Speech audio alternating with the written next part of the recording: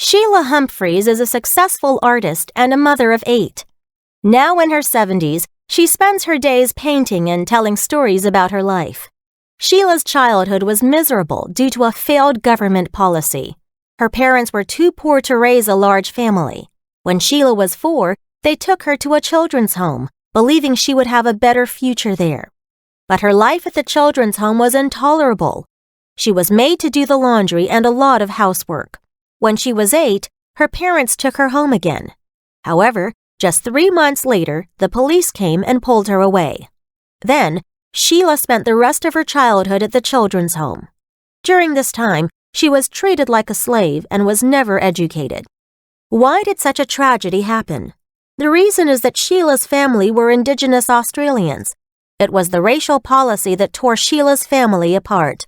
If they had been white people, their lives would have been different. Sadly, stories like Sheila's are common across Australia.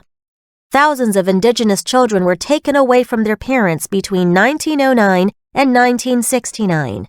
These children are known as the stolen generations.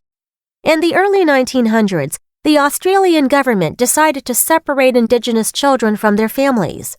This policy was implemented to protect them and to keep Australia a pure white nation. Indigenous Australians were sent away to live in settlements, which were like prison camps. Children were kept in institutions, and they would receive severe punishments even for the slightest things, such as speaking their native languages. Children with pale skin were adopted by white families and never saw their parents again. Their parents were given jobs to do. Men did physical labor, and women worked as servants.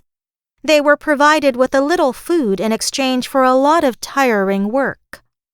The children of the stolen generation suffered enormously. They felt ashamed to be Indigenous people and had a low level of education.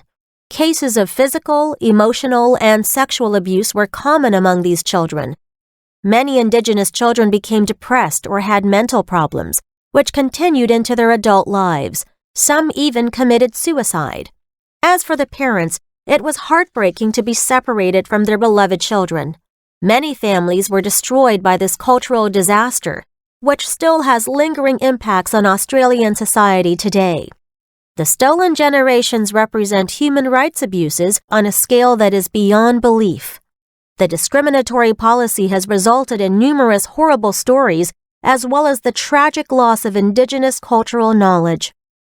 Unfortunately, unfair racial policies toward Indigenous people were not unique to Australia. First Nations children in Canada and Native American children in the United States had also been discriminated against and removed from their homes.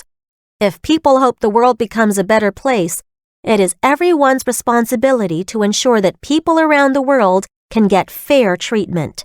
Therefore, people must learn to respect one another, regardless of race or culture, and make sure no child has to go through what Sheila experienced all those years ago.